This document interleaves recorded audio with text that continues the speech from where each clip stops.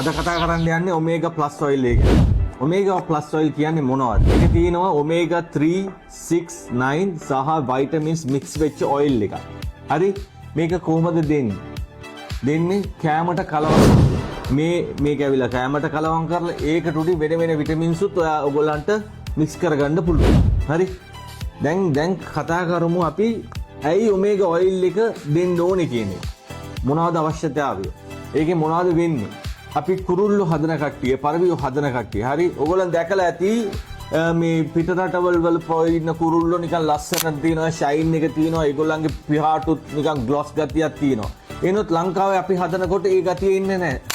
ඇයි ඒක ඇවිල්ලා ඔමේගා ෆැටි ඔයිල් නැති නිසා. ඒකට තමයි ඔමේගා ඔයිල් එක දෙන්නේ. එතකොට ඔයගොල්ලන්ගේ කුරුල්ලොන්ගේ පිහාටු වල ෂයින් ගතිය එනවා. කුරුල්ලොන්ගේ ස්කින් එක හොඳට ස්කින් එක හොඳ වෙනවා.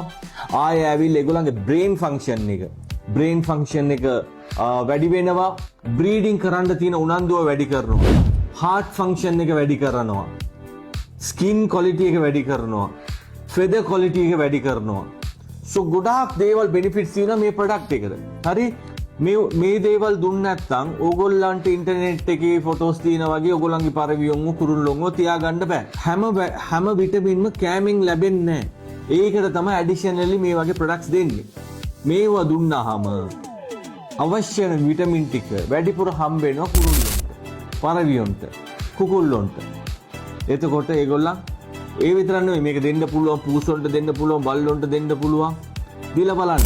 මේක ඔයාගේ ගෙදරට ගෙන්න ගන්න ඕන නම් කරන්න තියෙන ස්ක්‍රීන් එකේ වැටෙන නම්බර් එකට WhatsApp එකක් දාන්න. හරි? අපි ගෙදරටම යවන්න.